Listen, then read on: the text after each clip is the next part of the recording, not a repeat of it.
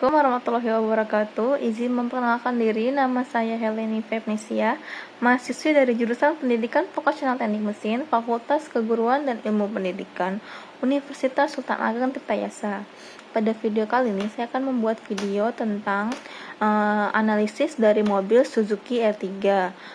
Dari mulai sistem rangkanya, sistem suspensinya, sistem pengeremannya, sistem kemudinya, bahkan sampai sistem pemindahan tenaganya atau sistem transmisinya.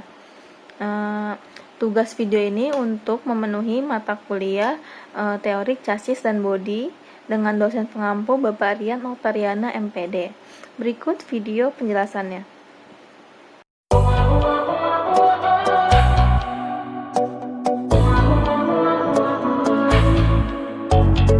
Yang pertama, saya akan membahas tentang sistem rangka dari Suzuki R3. Suzuki R3 ini menggunakan sistem rangka Suzuki Heritage. Ini adalah jenis chassis baru yang strukturnya itu beda dengan chassis pada umumnya. Kalau biasa itu chassis dibagi menjadi 6 bagian dengan strength steel di bagian depan saja. Heritage hanya jadi 3 bagian saja, yaitu di bagian tengah, kanan, dan kiri. Lalu Heritage ini, karena si Heritage ini basis terbaru dari Suzuki, basis ini dibangun untuk memperkuat bagian bawah bodi mobil, namun tetap dirancang dengan menggunakan material yang ringan guna memperoleh efisiensi bahan bakar yang lebih baik. Selain itu, juga mendukung performa saat dikemudikan, bahkan saat bermanuver dan membantu pengereman untuk mendapatkan pengereman yang terbaik dan stabil.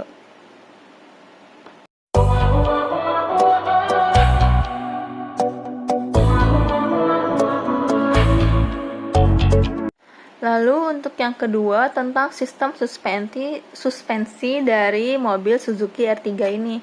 Suzuki R3 ini menggunakan suspensi depan McPherson Strut with Coil Spring.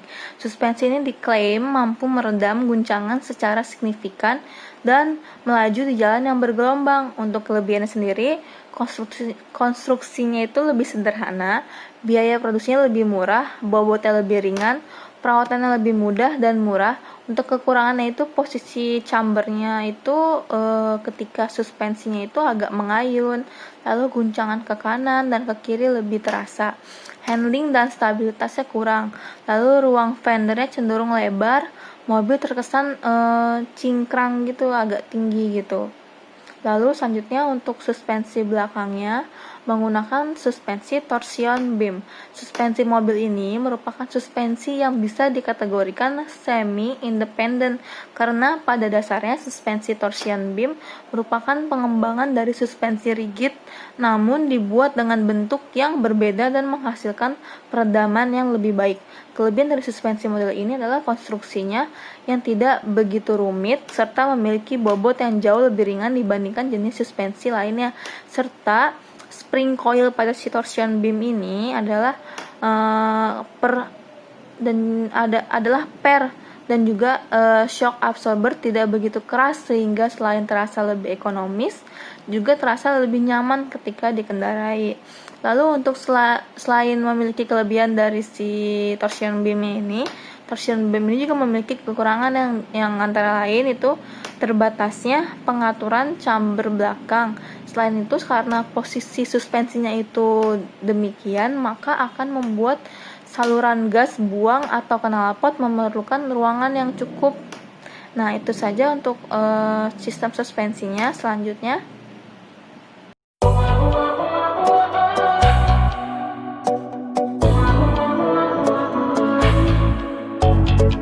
yaitu sistem remnya atau sistem ini memiliki dua sistem rem, yaitu ABS dan EBD. Yang pertama kita bahas dulu tentang ABS ya. ABS atau Anti-Lock Braking System merupakan sistem pengereman pada mobil agar tidak terjadi penguncian roda ketika terjadi pengereman mendadak atau keras. Kelebihan dari ABS atau si Anti-Lock Braking System ini lebih cepat melakukan pengereman daripada sistem biasa yang terdapat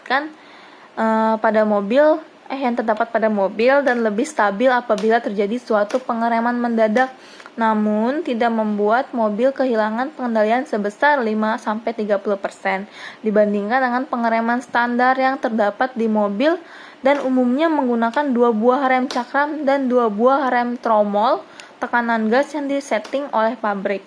Lalu untuk yang kedua itu menggunakan pengereman EBD atau Electronic Brake Force Distribution, suatu sistem yang mengatur tekanan minyak rem yang berbeda-beda ke setiap roda berdasarkan kondisi jalan, kecepatan beban, dan faktor-faktor lain.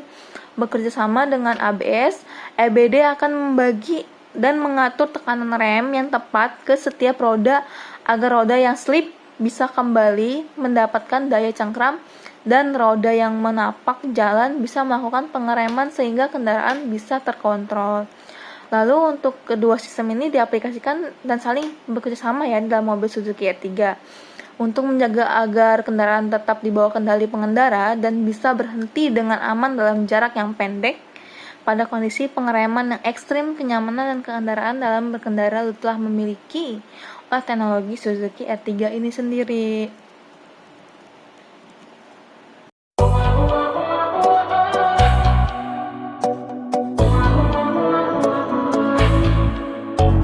Lalu untuk yang keempat yaitu yang keempat itu FF atau sistem penggerak roda dengan mesin yang terletak di depan roda-roda. FF ini front drive kalau tidak salah seperti itu, di mana mesin itu terletaknya di depan dan juga digunakan untuk menggerakkan roda-roda depan. Tipe ini sering disebut juga dengan FWD, front wheel drive.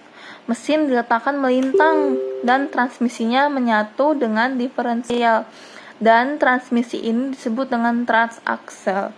Mobil ini menggunakan tipe yang umumnya sedan keluaran pabrikan Jepang.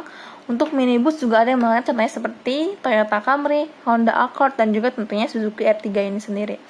Untuk kelebihan mobil penggerak roda depan ini, biaya produksinya tuh lebih murah karena spare part sistem penggerak roda depan mobil ini lebih sedikit. Selain itu, pemasangan driver train pada mobil yang menggunakan penggerak roda depan lebih mudah. Yang kedua, berat mobil jadi lebih berkurang karena tidak adanya gigi transmisi dan poros gardan untuk menyalurkan daya ke roda belakang. Dengan mobil yang lebih ringan akan signifikan mengurangi konsumsi bahan bakar. Oleh sebab itu, mobil penggerak roda depan atau FF lebih banyak diketemukan di mobil city car dan low MPV keluarga. Kelebihan ketiga ada pada traksi mobil di jalan licin, terutama pada saat hujan. Traksi mobil penggerak roda depan lebih bagus dan jalan lebih licin karena roda depan yang menarik ke roda belakang, bukan karena roda belakang yang mendorong roda depan. Selain itu, berat mesin mobil berada di depan, kemudian traksi roda depan pada FF saat hujan. Untuk kekurangannya pada FF atau FWD ini, dengan sistem penggerak roda depan, berat kendaraan terdapat di bagian depan. Hal ini membuat pengendalian mobil di kecepatan tinggi saat mobil terisi penuh penumpang lebih susah dikendalikan dibandingkan dengan mobil dengan sistem penggerak roda belakang. Karena kemudi dan penggerak tenaga ada di depan, ada di roda depan. Ada di roda depan. Jika mobil sedang berakselerasi dengan cepat, maka cenderung mobil akan bergerak ke kiri atau ke kanan. Karena itu, sangat jarang mobil balap menggunakan sistem penggerak roda depan, walaupun ada beberapa mobil balap yang menggunakan FF, tapi harus dibantu dengan sistem komputer yang namanya kontrol traksi. Lalu yang terakhir, kekurangannya itu mobil penggerak roda depan ini lebih rawan mengalami kerusakan pada area penggerak roda bagian depan jika terjadi benturan di jalanan yang rusak.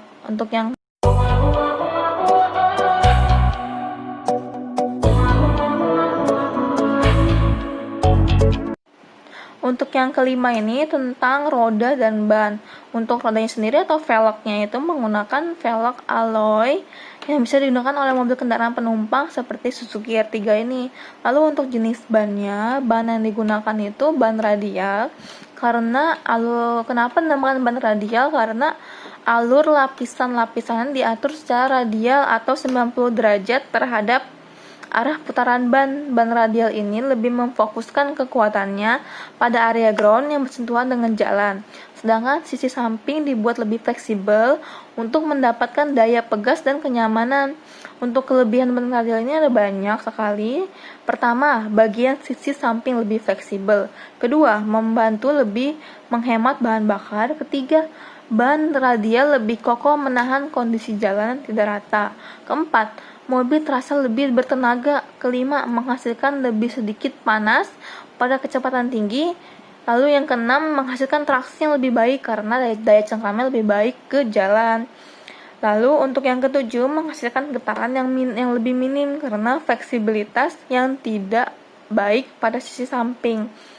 Kedelapan, karena kerusakan dan pemadaman lebih lambat karena kontur lapisannya yang dibuat kokoh pada sisi ground ban. Yang kesembilan, bagian ban yang kontak dengan jalan lebih kuat, merupakan karakteristik ban radial karena desain serat dan kawat bajanya. Ke-10, meningkatkan stabilitas mobil karena ban radial dirancang untuk mendapatkan kontak yang maksimum dengan jalan. Yang ke-11, mengabsorpsi hentakan lebih baik dari ban biasa karena sisi samping ban berfungsi seperti shock breaker. Lalu untuk memaksimalkan load kapasitas mesin karena struktur ban yang lebih kuat, usia pakai lebih lama, mengurangi biaya operasional karena membantu lebih menghemat BBM dan lifetime yang lebih lama, membantu biaya perawatan ban yang lebih murah. Lalu untuk kekurangannya ada 3. Ban radial itu lebih berisik karena treadnya lebih keras dari ban biasa.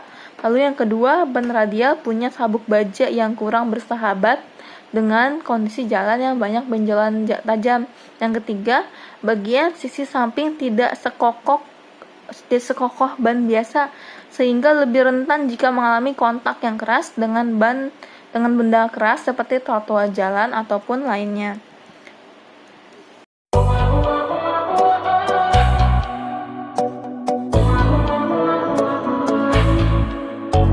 Suzuki R3 ini menggunakan sistem EPS (Electronic Power Steering System) atau transmisinya itu otomatis.